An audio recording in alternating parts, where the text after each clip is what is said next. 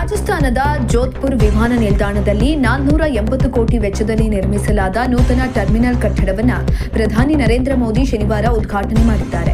ಇದೇ ವೇಳೆ ಮುಂದಿನ 10 ವರ್ಷಗಳ ಅವಧಿಗೆ 28,840 ಕೋಟಿ ರೂಪಾಯಿ ಅನುದಾನ ಹೊಂದಿರುವ ಪರಿಷ್ಕೃತ ಉಡಾನ್ ಯೋಜನೆಗೂ ಅಧಿಕೃತ ಚಾಲನೆಯನ್ನ ಕೊಟ್ಟಿದ್ದಾರೆ.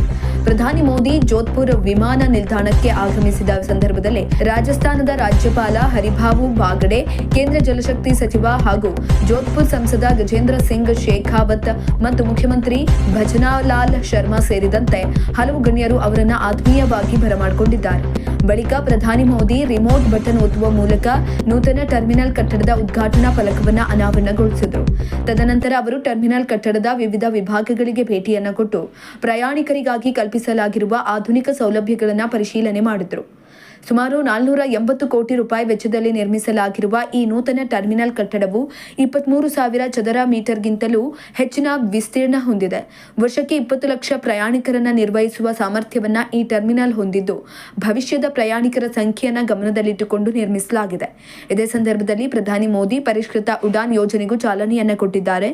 ಮುಂದಿನ 10 ವರ್ಷಗಳಿಗೆ 28,840 ಕೋಟಿ ರೂಪಾಯಿ ಅನುದಾನ ಹೊಂದಿರುವ ಈ ಯೋಜನೆಯು ದೇಶದ ನಾಗರಿಕ ವಿಮಾನಯಾನ ಕ್ಷೇತ್ರದ ಮುಂದಿನ ಹಂತದ ಅಭಿವೃದ್ಧಿಗೆ ವೇಗ ನೀಡುವ ಗುರಿಯನ್ನ ಇಟ್ಟುಕೊಂಡಿದೆ.